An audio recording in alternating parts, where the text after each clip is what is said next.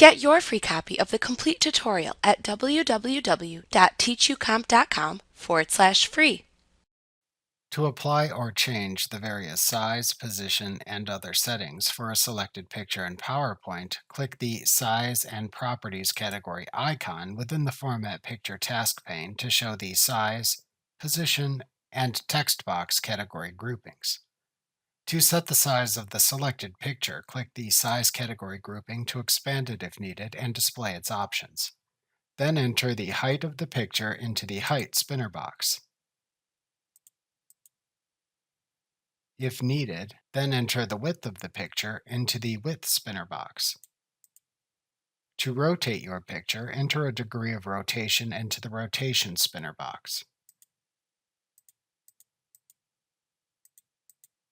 To scale the height of the picture by a percentage, enter the percentage into the Scale Height spinner box.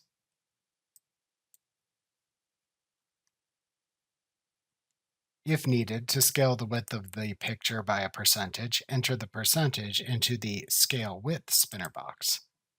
To ensure that when you adjust the height, the width also adjusts accordingly and vice versa, check the Lock Aspect Ratio checkbox. This prevents warping in pictures. To use the aspect ratio of the original picture as the ratio to preserve when making sizing adjustments, check the Relative to Original Picture Size checkbox. Alternatively, to automatically adjust the picture's size by scaling it to maximize its appearance during a slideshow, check the Best Scale for Slideshow checkbox. Then use the Resolution drop-down to then select the resolution to use. To reset any changes made to the picture if necessary, click the Reset button.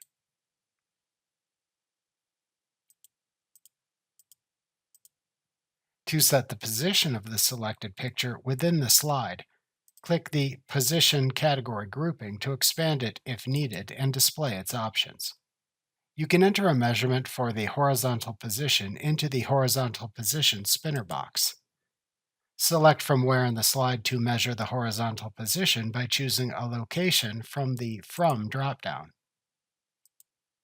You can enter a measurement for the vertical position into the Vertical Position spinner box.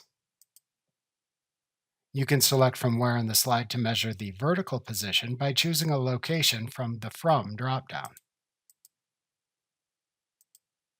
The options shown in the text box category grouping are only used for setting the properties of text boxes and word art, which we previously discussed in a lesson in the last chapter. If you click the text box category grouping to expand it and display its options when you have a picture selected, these category settings should appear grayed out and unavailable. Like what you see? Pick up your free copy of the complete tutorial at www.teachucomp.com/free.